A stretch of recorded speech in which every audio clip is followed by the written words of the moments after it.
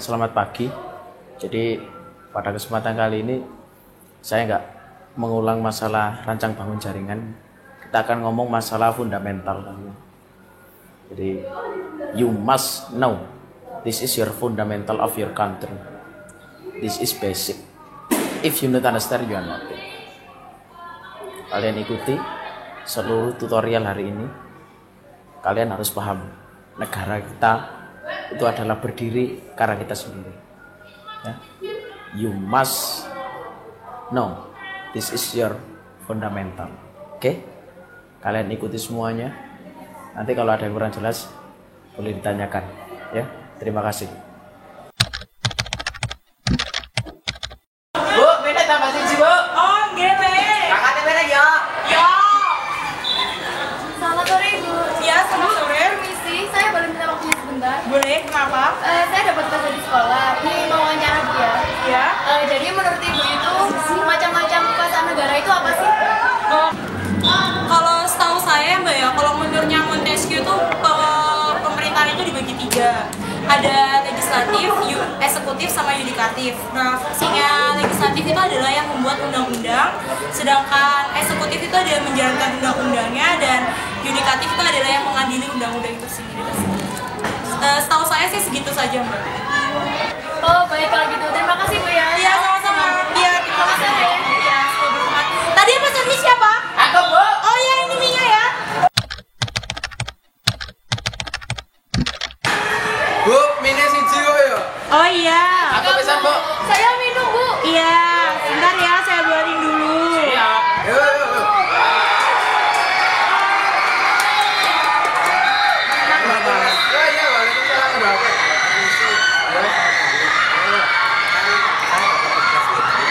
Iya.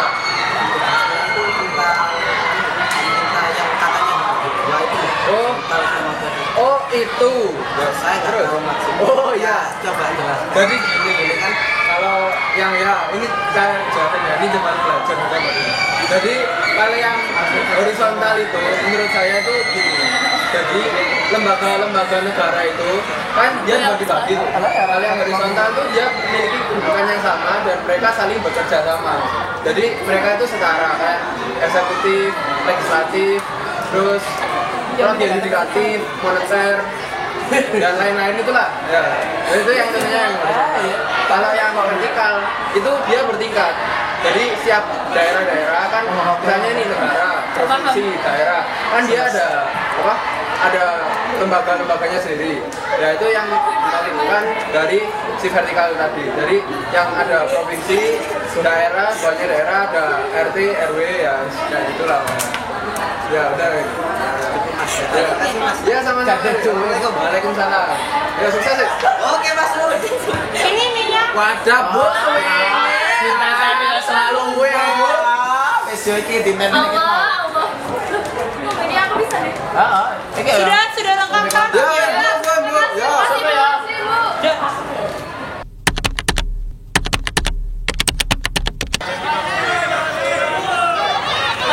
Permisi, boleh minta waktunya sebentar? Saya kan dapat tugas dari sekolah, jadi saya mau wawancara Mbak sebentar ya. Menurut Mbak itu apa sih klasifikasi Kementerian Negara Republik Indonesia? Jadi menurut saya itu Kementerian Indonesia itu tidak hanya satu, itu ada banyak dengan menjalankan tugas-tugas yang tertentu. Itu sudah dicantumkan pada Undang-Undang Dasar 1945 bahwa kementerian itu tidak hanya satu. Sekian. Terima kasih atas waktunya. Ya.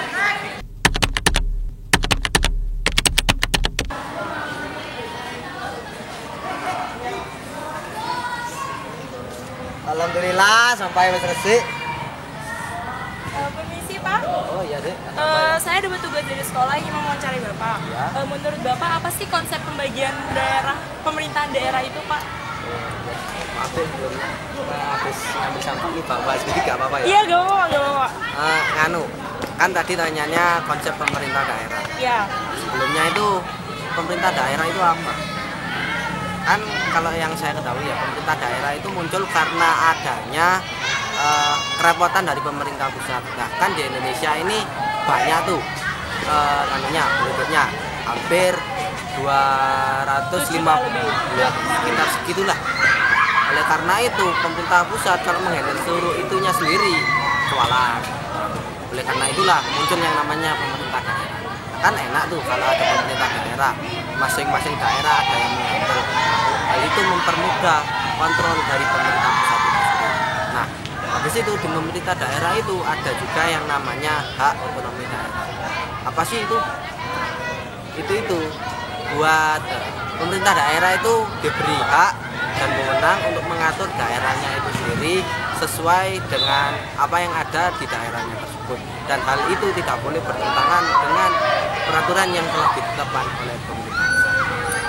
Mungkin itu saja yang saya ketahui tentang pemerintah daerah. Sudah cukup? Sudah cukup. Terima kasih Bapak atas ilmunya, semoga bermanfaat. Sama-sama. Iya. Saya pulang dulu. Assalamualaikum.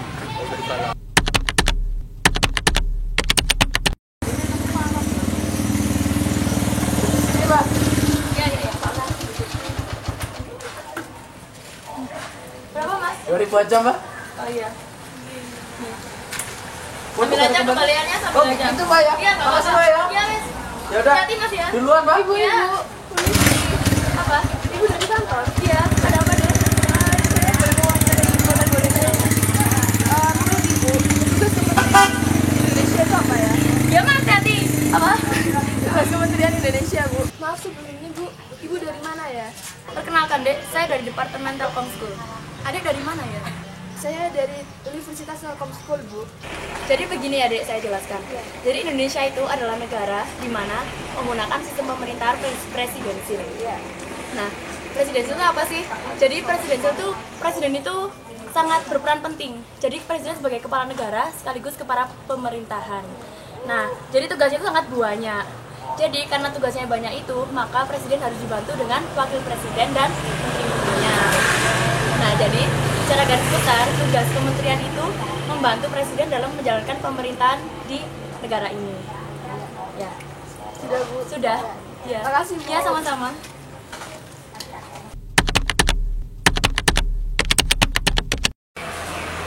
Tuh, alhamdulillah dagangan hari ini laris.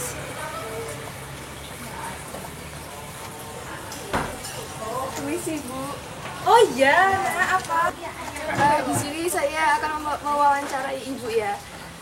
Iya, Ya, nggak apa-apa. nggak apa-apa kan, Bu? Iya, nggak apa-apa, Nak. Siap, Mau Bu. tanya? Iya, siap. Mau tanya apa Nah, itu tuh? lembaga pemerintahan dan kementerian menurut Ibu gimana ya? Oh alah, LPNK ya, nah singkatannya ya. Iya. Kalau menurut Ibu sih LPNK itu kan kementerian ya. Jadi itu sebenarnya sama kayak kementerian, tapi apa ya? Kalau misalnya kalau secara fungsinya sama, tapi sebenarnya itu kalau kementerian itu apa ya? Kalau mau ke presiden itu harus melalui menteri dulu gitu. Jadi contohnya kayak itu apa namanya BKKBN yang ngurusin keluarga berencana itu. Itu kan harus di bawah koordinasinya Menteri Pemberdayaan Wanita dan Anak. Jadi kalau untuk membantu presiden dalam bidang itu harus melalui menteri itu gitu. Gitu ya, Bu. Ya. Iya. Ya, makasih, Bu. Iya, sama-sama.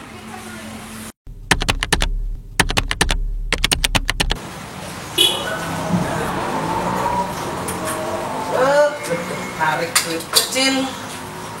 Saya tukang ojek. Oh, assalamualaikum Pak. Oh, waalaikumsalam mas.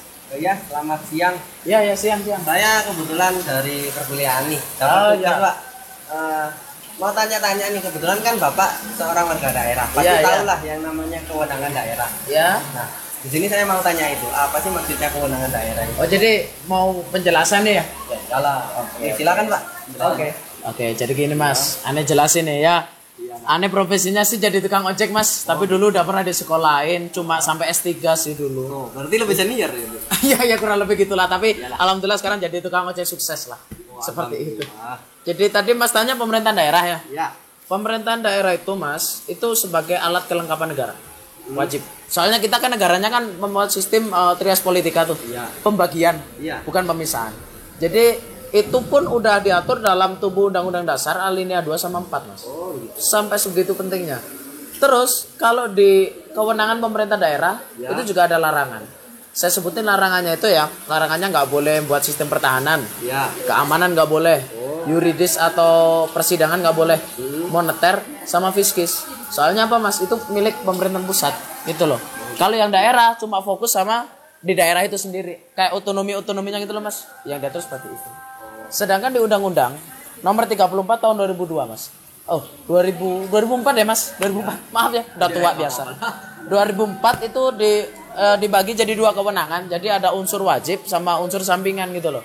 Jadi misalkan di pemerintahan itu kan, kalau pemerintahan daerah nih ya, baik provinsi maupun kota atau kabupaten kan beda mas. Jadi seperti itu. Bisa cukup menjawab nggak mas? Mungkin cukup ya. Sudah jelas tuh penjelasannya. Ya ada mas, terima kasih. Iya sama-sama mas ya. Wassalamualaikum. Waalaikumsalam. Hati-hati mas. Ya. Semoga sukses. Ya sama-sama. Terima kasih teman-teman. Jadi setelah ini nanti kalian akan membahas diskusi mengenai penyelenggaraan kekuasaan negara ini. Saya harapkan kasus-kasus yang mengenai penyelenggaraan negara ini kalian pahami betul, biar nanti ketika ujian kalian bisa. Selamat mengerjakan, monggo. Ya, jadi seperti itu ya. Jadi presentasi kita atau materi kita akan sampai di sini gitu ya. Jadi kemarin inputannya udah 7 dari 7 bab gitu ya. Jadi nanti setelah ini kita pakai outputnya ya seperti output yang lain gitu ya. Oke, kita mulai dari materi yang pertama dulu ya. Ayo silakan. Ya, materi pertama itu adalah kita akan bahas tentang macam-macam kekuasaan negara. Ya, jadi setelah saya wawancara sama Ibu Kanti tadi, itu tentang macam-macam kekuasaan negara itu apa aja sih? Terus pendapat ibunya tadi itu, jadi macam-macam kekuasaan negara menurut Montesquieu itu ada 3, legislatif, eksekutif, sama yudikatif.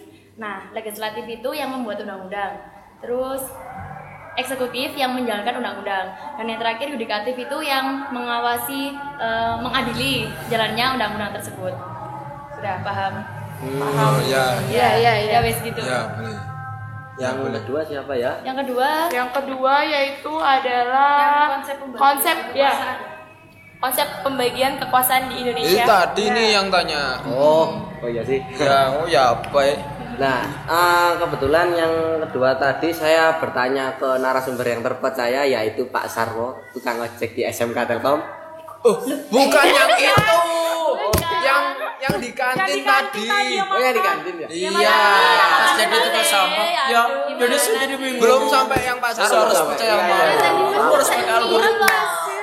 Ya. Oke, lanjut. Tadi saya Kebayang nggak? tanya ke Mas Ucup di kantin tadi ya, berbincang-bincang sebentar tentang konsep-konsep pemerintahan tadi. Nah, katanya Bang Ucup tadi, Mas Ucup tadi, konsep pemerintahan itu ada 2 pada dasarnya, yaitu vertikal dan horizontal. Nah, kalau vertikal itu ke atas, kalau horizontal itu ke samping sejajar. sejajar. Nah, yang dimaksud sejajar di sini adalah badan-badan pemerintahan itu tadi. Nah, seperti legislatif, eksekutif, yudikatif, moneter, dan kawan-kawan. Nah, itu semua sejajar di tingkat pusat. Nggak ada di bawah, nggak ada di atas. Masing-masing sejajar, punya wewenang masing-masing. Sedangkan yang dimaksud vertikal di sini yaitu dari pemerintah pusat ke pemerintah daerah tingkat 2 dan seterusnya. Itu yang dinamakan pemerintahan vertikal. Ada atasan, ada bawahan. Mungkin saja itu yang saya sampaikan. Mungkin ada tanggapan? Berarti pada intinya horizontal itu berpusatnya untuk di pusat Iya. pemerintahan Indonesia. Terus kalau misalnya apa tadi horizontal, vertikal itu yang di daerah-daerah. Iya. Jadi kalau yang horizontal tuh kayak DPRD itu nanti ada bawahannya dari camat, terus lurah, dari terus DPRD. RT, RW. Oh, ya kayak gitu. Model berundang Itu lah. simpelnya. Oh, iya. Legislatif DPR. Terus nanti kalau misalnya vertikal kan ada teman-temannya kayak DPD, terus habis itu sama yang eksekutif dan lain-lainnya. Kalau misalnya ke vertikal berarti kalau DPR itu bawahnya kayak DPRD tingkat pertama yang sama yang provinsi itu, terus kabupaten. Oh iya. Oke. Ya jadi Pak. Ya, selanjutnya kita akan udah paham semua kan? Ya. Selanjutnya kita bahas tentang tugas Kementerian Negara Republik Indonesia. Ya, tadi saya yang mewawancarai ya. Kemarin saya mewawancarai ibu-ibu kantor yang baru pulang, yaitu kerjanya itu di Departemen Telkom School. Oh iya.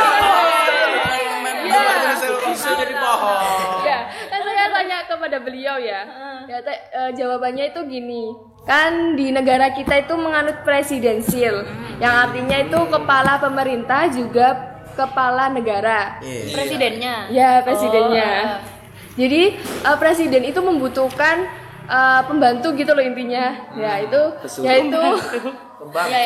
kementerian ya. Kementerian itu. Terus jadi di Indonesia itu sangat membutuhkan menteri untuk membantu presiden tersebut. Ya, terus. Ya. Apakah ada tanggapan?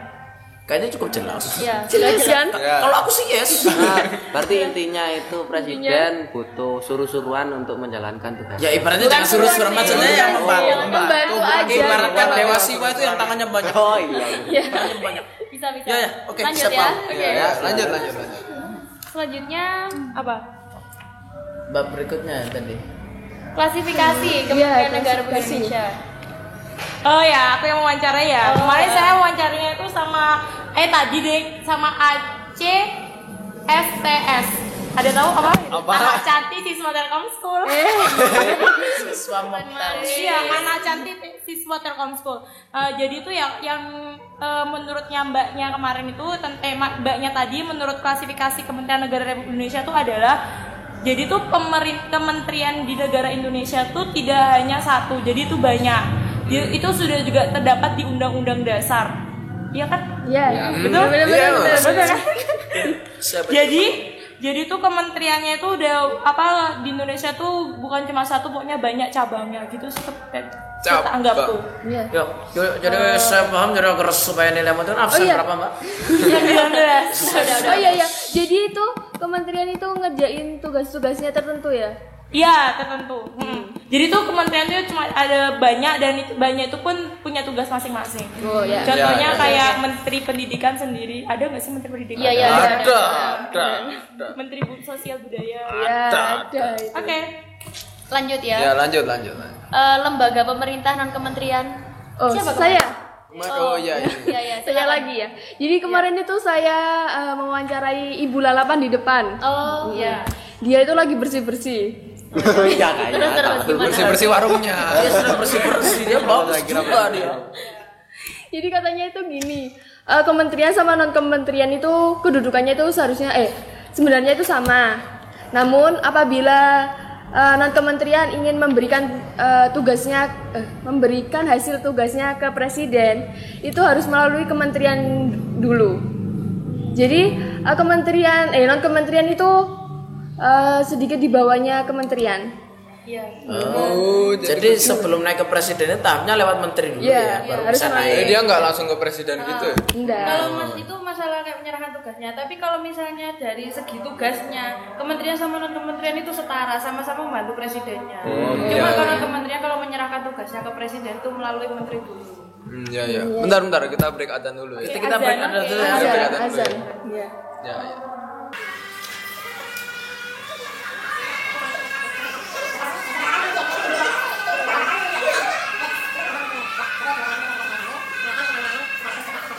Beberapa tahun kemudian.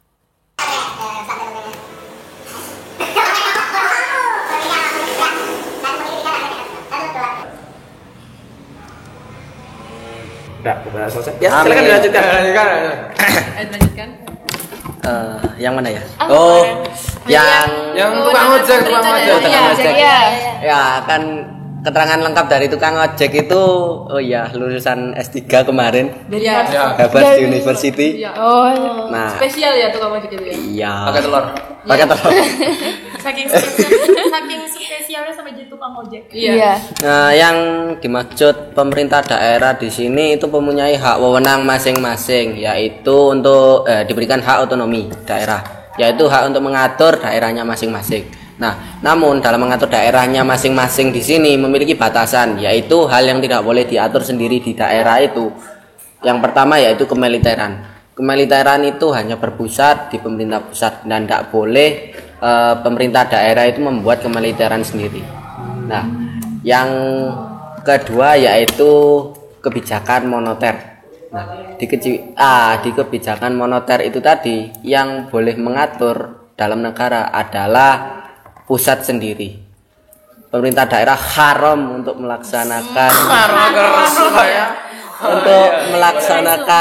kebijakan moneter dalam daerahnya itu sendiri. Nah, yang ketiga itu apa kemarin aku lali. Iya, Bayo. Kayaknya masalah peradilan. Iya. Oh iya. Sepertinya seperti itu. Di peradilan di Indonesia ini yang mengatur adalah pusat, dan di tingkat daerah itu hanya boleh mengikuti pemerintah pusat dan tidak boleh membuat peradilan sendiri. Mungkin itu saja. Anybody confused? No, sir. I understand. Oke. Mungkin itu cukup dari Bang Sarwo tadi. Ya. Ini udah selesai ya materinya? Udah. Silakan. Banyak. Ya. Ya banyak ini ya. Ya, nggak banyak. Jadi dari ketujuh materi tadi itu ya, dari yang wawancara tadi itu, di sini saya mengambil kesimpulan yang tentang penyelenggaraan kekuasaan negara ini. Jadi yang pertama kan macam-macam kekuasaan negara itu menurut Montesquieu itu ada 3. Jadi yang pertama itu kekuasaan legislatif, kekuasaan eksekutif, sama kekuasaan yudikatif. Nah terus habis itu juga konsep pembagian kekuasaan itu juga ada 2. Jadi secara horizontal, secara vertikal. Nah yang secara horizontal itu jadi sejajar. Jadi maksudnya itu badan pemerintahnya itu setara. Jadi tingkat pusat. Jadi legislatif, eksekutif, konstitutif, moneter dan sebagainya itu. Terus habis itu juga itu kan selanjutnya tuh secara vertikal. Jadi secara vertikal itu ada atasan, ada bawahan. Jadi contohnya yang eksekutif presiden kan juga ada bawahannya dibantu menteri. Terus sebenarnya di daerah-daerah itu kan juga ada. Jadi yang vertikal itu pemerintahan pusat itu ke daerah-daerah itu. Nah, terus setelah itu yang tentang tugas kementerian. Jadi kita tahu kan Indonesia itu kan menganut sistem presidensil. Nah, berarti kan presiden itu kan jabatan itu jadi 2, jadi kepala pemerintahan sama kepala negara. Nah, itu kan karena memiliki kedua jabatan itu kan jadi kan tugasnya banyak. Nah, karena tugasnya banyak itu, maka kementerian itu tugasnya itu membantu presiden itu. Nah terus habis itu menteri itu nggak satu, jadi ada klasifikasi kementeriannya. Jadi kementerian di Indonesia itu sebenarnya itu banyak cabangnya, itu juga tertera di Undang-Undang Dasar. Nah terus habis itu setiap menteri itu mengerjakan tugasnya masing-masing sesuai bidangnya itu. Contohnya kayak menteri pendidikan, jadi ngatasi masalah pendidikan di Indonesia. Nah terus selanjutnya ada juga lembaga pemerintah non kementerian. Nah, jadi ini sebenarnya kalau misal ditinjau dari dari fungsinya itu sama seperti kementerian. Jadi sama-sama tugasnya itu membantu presiden. Cuma bedanya itu kalau non kementerian itu nggak secara langsung memberikan tugasnya itu ke presiden. Jadi harus melalui kementerian dulu. Nah, terus selanjutnya itu habis itu kan ada habis pusat, terus ada konsep pemerintah daerah.